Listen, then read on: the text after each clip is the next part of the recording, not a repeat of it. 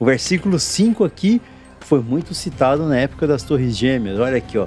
Enquanto eu observava, de repente um bode surgiu do oeste e atravessou a terra com tanta rapidez que nem sequer tocou o chão. Esse bode, que tinha um chifre enorme entre os olhos, foi na direção do carneiro de 2 chifres, que eu tinha visto em pé junto ao rio, e avançou sobre ele cheio de fúria.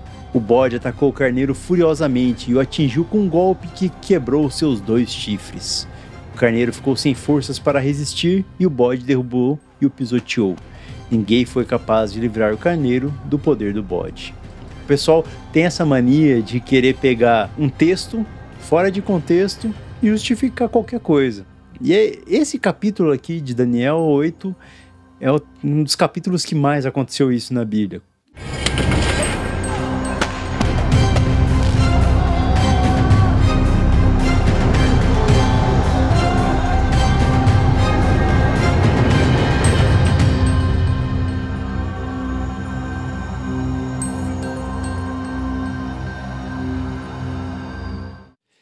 E aí, pessoal, tudo beleza? Finalmente estamos de volta aqui com as gravações do estudo de Daniel, capítulo 8 agora.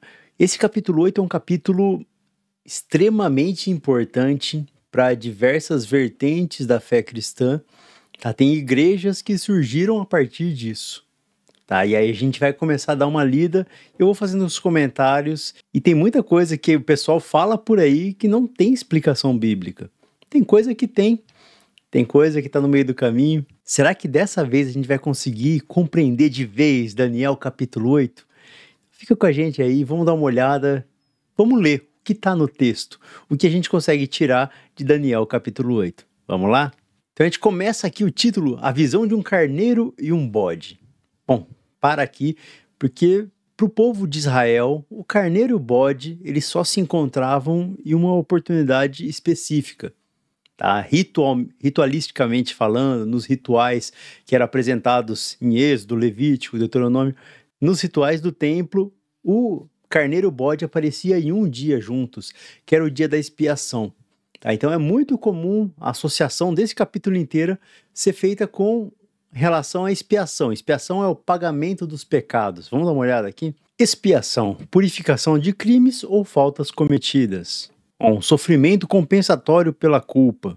Tá? Então a gente está falando de uma expiação que é pagar pelo preço do pecado. Alguém vai pagar por esse pecado aí. Teve pecado? Alguém vai pagar. E o dia da expiação era o dia que o sacerdote ia lá, colocava a mão. Eu não vou ler o texto inteiro, você pode procurar depois com calma. Mas o sacerdote, primeiro ele sacrificava um carneiro em favor de si, o sumo sacerdote, ele ia entrar no Santo dos Santos, ele sacrificava um carneiro para falar, ó, eu vou pagar os meus pecados antes de entrar na presença de Deus. E o carneiro pagava os pecados dele. Daí quando ele entrava na presença de Deus, ele fazia a purificação do templo, ele saía do templo e jogava a sorte sobre 2 bodes. Tá? E aí um dos bodes era sacrificado para pagar os pecados do povo. Tá? E o outro bode, eles punham a mão sobre o bode e mandavam para o deserto. Tá? Então, o bode e o carneiro, para o povo de Israel, remete a essa passagem. E vamos continuar lendo aqui. Então, durante o 3º ano do reinado de Belsazzar, eu, Daniel, tive outra visão, depois da primeira. Então, 3º ano de Belsazzar. Então vamos parar de novo, relembrar. Belsazzar, né, filho de Nabonido, foi o último rei da Babilônia. Tá? Então era o último reinado da Babilônia, estava acabando o reinado da Babilônia, 3º ano de Belsazzar. Daniel teve outra visão. Nessa visão, eu estava na fortaleza de Suzã, na província de Elão, em pé junto ao rio Ulai. Então ele está descrevendo o ambiente onde ele se encontrava nessa visão. Quando levantei os olhos, vi um carneiro com 2 chifres compridos, em pé junto ao rio. Um dos chifres era mais comprido que o outro, embora tivesse crescido depois do outro. Lembra, na linguagem profética da Bíblia, o chifre simboliza poder, tá? Então, tinha um carneiro com 2 chifres e um dos chifres era mais comprido que o outro. O carneiro dava chifradas em tudo ao seu caminho, para o oeste, para o norte e para o sul, e ninguém conseguia detê-lo nem ajudar suas vítimas. Ele fazia o que queria e se tornou muito poderoso. Tá? E aí a gente chega a uma passagem misteriosa. O versículo 5 aqui foi muito citado na época das Torres Gêmeas. Olha aqui, ó. Enquanto eu observava, de repente, um bode surgiu do oeste e atravessou a terra com tanta rapidez que nem sequer tocou o chão.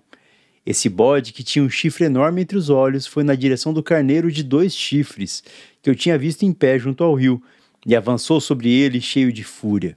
O bode atacou o carneiro furiosamente e o atingiu com um golpe que quebrou seus 2 chifres. O carneiro ficou sem forças para resistir e o bode derrubou e o pisoteou. Ninguém foi capaz de livrar o carneiro do poder do bode. Então, teve gente que leu isso aqui e falou, ó, então, um bode surgiu do oeste e atravessou a terra com tanta rapidez que sequer tocou o chão. Então, tinha gente fazendo associações, mas tipo assim, o oeste, se olhar no mapa mundi, né, o oeste é para a esquerda, né, e o oriente é para a direita, né, olhando da perspectiva que a gente está acostumado, né, não faz muito sentido associar com o pessoal lá do Afeganistão ou qualquer coisa do tipo do Oriente Médio, né, em relação aos Estados Unidos, né, o pessoal tem essa mania de querer pegar um texto fora de contexto e justificar qualquer coisa. E esse capítulo aqui de Daniel 8 é um dos capítulos que mais aconteceu isso na Bíblia. Qualquer coisa o pessoal pegava ele e usava esse capítulo para justificar coisas que não tem nada a ver com o assunto, gente. E vai ter uma explicação. Se você continuar descendo aqui, né, continuar no texto, você vai ver lá para frente, aqui no 20, o carneiro com 2 chifres representa os reis da Média e da Pérsia. O bode peludo representa o rei da Grécia. O grande chifre entre os olhos dele representa o primeiro rei do Império Grego. Então ele está falando, ó, vai ter um rei, só não deu o nome, Alexandre o Grande. Mas Alexandre o Grande era o chifre desse bode. Ele ia vir e ia quebrar a Média e a Pérsia. Você vê que na visão já nem tinha mais a Babilônia, porque ele já sabia que a Babilônia estava acabando o tempo dela, né? Então, a Babilônia estava caindo, ia entrar a Média e a Pérsia, e depois da Média e a Pérsia ia vir a Grécia. Essa visão era sobre isso. Mas, como eu já falei anteriormente, desde o primeiro episódio desse canal, eu tenho falado, várias dessas visões e dessas profecias têm múltiplos cumprimentos. Lembra desse termo que eu apresentei? A profecia de múltipla referência. Muitas vezes a mesma profecia pode estar falando de vários assuntos e às vezes misturados. Se quiser entrar a fundo nisso, você vai ver que tem até uma certa linguagem que a gente pode interpretar aí de como que os profetas, principalmente Daniel aqui, ele trazia assuntos diferentes, né, e ele mudava a linguagem. No original dava para perceber isso um pouquinho melhor, e a gente no português, na tradução, a gente não percebe tanto. Ele começa falando de uma coisa que é referente à terra e depois uma coisa referente ao reino celestial, né, ao mundo espiritual, tá? Então, às vezes ele vai misturando as coisas e vai pulando de assunto e a gente fica meio perdido. O Rodrigo Silva tem vídeo falando sobre isso, né? E às vezes eu cito pessoas, né? Cito, tipo, Rodrigo Silva. É um excelente professor de história, até desses assuntos proféticos, mas não significa que eu concordo com tudo que ele fala. Hoje mesmo vou trazer algumas questões que eu não concordo com ele, tá? Isso é uma questão de interpretação, com todo respeito. A profecia de múltipla referência se refere a 2 momentos distintos e seu cumprimento não se esgota num determinado evento. A gente vai ver muito disso hoje aqui. Tá, então a gente já sabe que está falando de poderes na Terra, né, de coisas que já aconteceram. Se a gente olhar para a história, a gente já viu isso acontecendo. O bode, então a gente está falando do bode, o Império Grego, né, e o chifre, Alexandre o Grande. Tá? O bode se tornou muito poderoso, mas no auge do seu poder, seu grande chifre foi quebrado. A gente sabe que Alexandre o Grande caiu, né, ele morreu no auge das suas conquistas, e no lugar dele nasceram 4 chifres proeminentes. No lugar de Alexandre o Grande, olha só a profecia se cumprindo, né, centenas de anos depois. Né, no lugar de Alexandre o Grande, 4 generais ficaram no lugar, tá, e ficaram lutando, tentando ganhar o poder, e ficou o poder dividido, né? Esses 4 chifres apontavam para as 4 direções da Terra. Então, de um dos chifres proeminentes, surgiu um pequeno chifre, cujo poder se tornou muito grande. Falou do pequeno chifre aqui, a gente já lembra, Poxa, o anticristo é a linguagem que a gente vê no livro de Daniel, no livro de Apocalipse, né? O pequeno chifre faz referência ao anticristo e a gente lembra que o pequeno chifre também fez referência a Antíoco Epifânio que foi lá e profanou o templo, né? Perseguiu os judeus, né? Fez coisas terríveis. E aí a gente começa a ter um problema aqui, né? Porque tem gente que vai olhar e eles querem que toda a profecia se cumpra de uma vez só. E acho que esse é um dos grandes problemas, porque você pega o próprio Rodrigo Silva, ele fala, Antíoco Epifânio cumpre tudo até aqui, mas ele não pode ser o chifre pequeno, porque ele não era maior do que Alexandre o Grande. Que aqui fala que esse pequeno chifre, o poder se tornou muito grande, né? E se a gente olhar isoladamente, realmente não faz sentido, tá? Então, Antíoco Epifânio, ele cumpre tudo que a gente vê até aqui. Ele vem cumprindo esse papel do chifre pequeno que começa a proferir blasfêmias, e a gente vai ver em vários momentos, né, ele vai fazer cessar a adoração a Deus e vai profanar o templo do Senhor, e Antíoco Epifânio fez isso. A gente já estudou isso, não está entendendo o que eu estou falando? Volta nos vídeos aí, porque tem a explicação disso. Mas a questão é, será que está falando só de Antíoco Epifânio ou tem algo mais aqui que a gente não está compreendendo? E eu acredito que tem uma segunda camada e está misturado os assuntos. E por isso a gente não vai conseguir entender. E é difícil, gente, né? O que Daniel viu são coisas que você olha e fala, poxa, não é fácil de explicar isso, né? E às vezes, para a gente vai ficar difícil de entender também. Então, o chifre pequeno teve um poder muito grande, estendeu-se para o sul, para o leste, em direção à Terra Gloriosa. A Terra Gloriosa, muito provavelmente, está falando de Jerusalém, né, da Terra Santa. O seu poder chegou aos céus, onde atacou o exército celestial, lançou à terra alguns do exército e algumas das estrelas e os pisoteou. Peraí. Aqui você olha e fala, peraí, ele não está falando mais do Antíoco Epifânio. Antíoco Epifânio não fez um foguete, subiu para o céu, brigou com anjos e coisas do tipo. A gente percebe aqui que está tendo uma mistura, né? E ele, quando começou a falar desse pequeno chifre, começa a se misturar o papel de Satanás, de Lúcifer, né? No inimigo das nossas almas, com esse papel do anticristo, com o papel do pequeno chifre. A gente tem uma mistura, até porque muitas das interpretações que as pessoas fazem é de que esse pequeno chifre vai ser uma encarnação do próprio Satanás, na sua versão final que a gente vê prevista em Apocalipse. Tá? E eu não estou afirmando nada, tá? Estou só citando que tem pessoas, eu tendo a concordar com isso. Se ele está falando que essa figura do pequeno chifre vai ser quem subiu aos céus e criou uma guerra nos céus e tirou algumas das estrelas, né? As estrelas aqui a gente pode interpretar como uma porção dos anjos, trechos misteriosos da Bíblia como esse. A gente vai tirando algumas conclusões de que Satanás lutou contra anjos, se rebelou contra Deus, foi o primeiro rebelde, né? E nessa rebelião, ele levou consigo 1/3 dos anjos do céu ao seu favor, tá? É a interpretação mais comum que a gente vê a partir de vários trechos de Ezequiel, de Isaías, tá? Isso, eu não vou discutir esse assunto agora, é até um assunto complexo, tá? Porque muita gente afirma coisas que não estão escritas, tá? Mas é uma dedução provável, tá?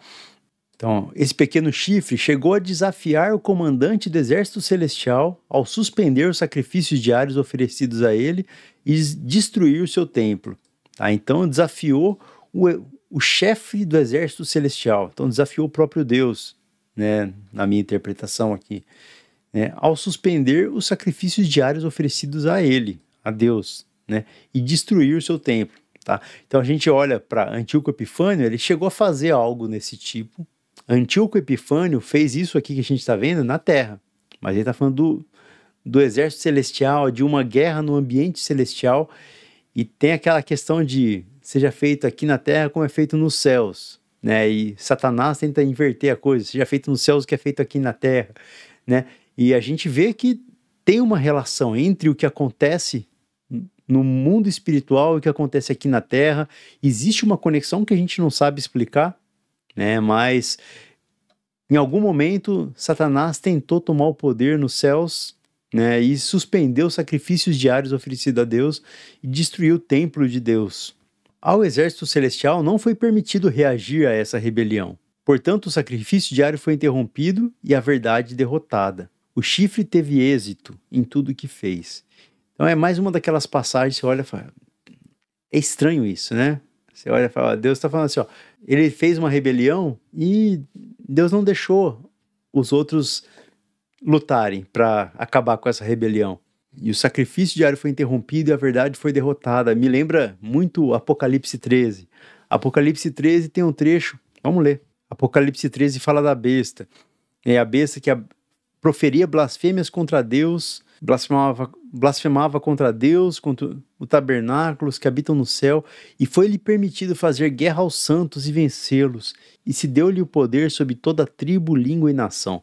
Enquanto a gente vê Daniel falando de um chifre pequeno que vai poder guerrear contra os santos, né, contra os anjos, contra as estrelas ali, seja como for a palavra que está ali em Daniel, né, e parece existir um paralelo aqui entre o que Apocalipse fala de uma besta que ia ser autorizada a brigar contra os santos e vencê-los. Essa é a parte que eu tenho uma dificuldade de olhar para isso e falar, nossa, o anticristo, né, a besta, vai ter um momento em que ele vai ter autoridade para vencer os santos de Deus. Isso é terrível. Vai ser por pouco tempo, né? Logo após isso ele vai ser destruído. Mas é algo para se lembrar. Então a verdade foi derrotada. Voltando para Daniel 8. O chifre teve êxito em tudo que fez. Então ouvi 2 seres santos conversando entre si. Um deles perguntou: quanto tempo durarão os acontecimentos dessa visão? Até quando a rebelião que causa profanação impedirá os sacrifícios diários? Até quando o templo e o exército celestial serão pisoteados? Outro respondeu: levará 2.300 tardes e manhãs, então o templo será restaurado. Tá? Então, ele estava vendo toda essa visão terrível, e se a gente parar para olhar, é uma visão assustadora. E aí Daniel vê 2 santos conversando entre si, eu imagino que sejam anjos, né? Conversando, e um deles fala: quanto tempo vai durar isso? E são várias perguntas, né? Então a primeira pergunta aí é: quanto tempo vai durar o que você está vendo aí, nessa visão? Essa história dos reinos e a luta entre os reinos, quanto tempo vai durar isso? Até quando vai durar a profanação que vai impedir os sacrifícios diários? São várias perguntas, você percebe? Até quando o templo e o exército celestial serão pisoteados? Então teve aquela guerra e Deus não deixou eles reagirem, né? E eles estão lá pisoteados, não podem fazer nada. Até quando Deus vai permitir isso? E ele fala, vai durar 2.300 tardes e manhãs. E o templo será restaurado. Sendo sincero, é enigmático, gente. Tem gente que vai trazer explicações mirabolantes e a partir dessas explicações, no meu ponto de vista, surgem heresias. Tá? Lá nos anos 1800, teve um movimento que olhou para isso aí e falou, olha, 2.300 tardes e manhãs são 2.300 anos. Ó, um dos exemplos de heresia que surgiu por conta dessa data de 2.300 dias, né, foi o que ficou conhecido como o Dia da Grande Decepção. Tá? O que foi isso? Tinha um cara, William Miller, tá? E o William Miller, ele era um grande estudioso da Bíblia, né, um pregador. E o que o William Miller fez? Ele achou esse versículo aqui, ó. Olha que interessante. Né? É um versículo Deus falando com o povo. É Deus falando, ó, vocês ficaram 40 dias na terra de Canaã espiando lá. Então, como vocês voltaram, falaram mal, agora vocês vão ficar 40 anos vagando pelo deserto. Era uma bronca Deus dando, né? É um castigo. É para cada dia que vocês ficaram lá espionando e depois voltaram fazendo bobagem, vocês vão ficar 1 ano andando na terra de castigo. Beleza, só que o que ele olhou? Ó, cada ano corresponderá a cada um dos 40 dias em que vocês observaram a terra. Então Deus falou assim, para cada dia vai ter 1 ano de castigo. Só que ele olhou só, para cada ano é 1 dia. E ele olhou e falou, é um princípio. Ó. É um princípio bíblico. né? Quando tiver profecia, cada dia da profecia vai ser um ano. E não tem nada para afirmar isso, gente. Isso aí, ele simplesmente tirou um texto do contexto, né? O texto está falando de um castigo e Deus dando uma ordem clara. Falou, ó, gente, a partir de agora, como vocês fizeram tal coisa, vai ter um castigo pelo que vocês fizeram. E é específico, gente. Não tem nada falando sobre apliquem isso, eu sempre faço isso, sempre que vocês falarem sobre dia vai ser ano. Não, né? Só que o que acontece? Como tinha 2.300 dias, ele olhou e falou, nossa, 2.300 dias, né? Quando que começa a contar? Quando 457 a.C. foi quando Esdras chegou para reconstruir Jerusalém. Então a gente começa a contar a partir daí, né? Pega ali 2.300, né? Jesus vai voltar entre 1843 e 1844. Né? É isso, porque daí somou mais 2.300 anos, a partir do momento que reconstruiu o templo. Jesus falou. Ninguém sabe o dia nem a hora, nem o filho sabe. Então, a gente ficar tentando adivinhar essas coisas é um erro, gente. Tá? E aí, o que aconteceu? Além disso, tem outras questões que não estão aqui no texto da Wikipedia, que eu estou pegando de exemplo, tá? Mas aí ele juntou com outras datas, né? O dia da expiação, porque é o capítulo que fala da expiação, porque tem o bode, tem o cordeiro, né? E aí fala, então é no dia da expiação de 1844, fez as contas lá, 22 de outubro. Né? E aí um monte de gente começou a vender suas casas, vender seus bens, Jesus vai voltar, teve até uma pregação interessante, as pregações aumentaram, né? Só que daí chegou 22 de outubro de 1844 e Jesus não voltou. E aí teve a grande decepção, que é chamada a data, né? Porque Jesus não voltou. E aí, uma grande decepção, muita gente decepcionada, falando, olha, a Bíblia mentiu, né? E não era a Bíblia, era uma conclusão maluca, né? E aí o que aconteceu? Uma boa parte do pessoal desencanou, Deus mentiu, gente se desviou, gente mudou de igreja, né? E teve um pessoal que era millerita ali, né? Que seguia o Miller, e esse pessoal começou, não, vamos tentar entender então, onde que a gente errou? O que tá errado aqui na conta? E em vez de olhar e falar, gente, não tem nada a ver essa história de 2.300 anos, eles olharam para Daniel 7. E aí começou a construir mais uma coisa em cima de uma conta que já estava errada, tá? Ele fala, Daniel 7 tem a ver com o ancião de dias e não a terra, então é uma coisa espiritual. Então, na verdade, não é que a gente calculou errado, é que a gente entendeu errado o que ia acontecer, né? Que, na verdade, né, Jesus não estava voltando aqui para a terra, ele voltou para o santuário celestial. Complicado, né?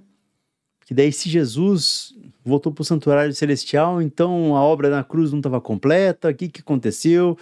E aí eles pegam todo o dia da expiação e começam a estudar o dia da expiação e tem até versículos bem complicados, super complicados, da Ellen White, né? Com todo respeito aos irmãos adventistas, né?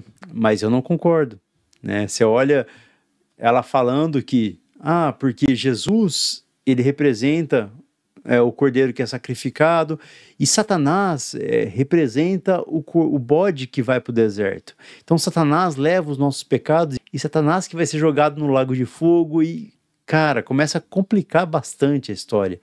Tá? São coisas que eu não concordo em nada. Tá? E a gente tem que tomar muito cuidado, porque, no meu ponto de vista, é uma conta errada. É uma conta que não tem justificativa de ser, não tem por que falar que um ano vale um dia vale um ano, né? E aí tem contas mais... O pessoal entra nessa e começa a pegar, 3 anos e meio? Então vamos pegar 3 anos e meio e converter em dias, e depois pega esses dias, converte em anos e acha mais datas. E são datas que não levam a nada, gente. Até porque a gente não tem essa função de tentar prever a data da volta de Jesus. Tá? Toma cuidado. O seu papel é estar preparado. Seu papel é estar bem com Deus, pregar o evangelho. E se a gente pode fazer alguma coisa para acelerar a volta de Cristo, é a pregação do evangelho. Eu falei isso já nos primeiros episódios, acho que foi no primeiro ou no segundo episódio aqui do canal. Que vai fazer Jesus voltar é quando o evangelho for pregado em todas as nações. E se a gente quer acelerar a volta de Cristo, a gente acelera pregando o evangelho. Fazendo isso aqui que a gente está fazendo aqui agora, estudar a Bíblia, pregar a palavra de Deus, né, levar a palavra de Deus adiante, levar para outras pessoas, para quem não é cristão. Tá? Jesus é o nosso Salvador, Jesus é o nosso Senhor, o nosso Salvador, completo e suficiente. Ele pagou pelos nossos pecados, ele sozinho. Tá? É isso que nós cremos. E ao levar essa mensagem, a mensagem de arrependimento, arrependam-se dos seus pecados, sejam batizados. É disso que a gente está falando. É o Evangelho de Jesus Cristo. A gente tem que levar essa mensagem. Em vez de gastar tempo calculando datas. Ou olhando e falando, o avião parece com o bode, então, o 11 de setembro estava previsto em Daniel. E se tivesse, o que mudou?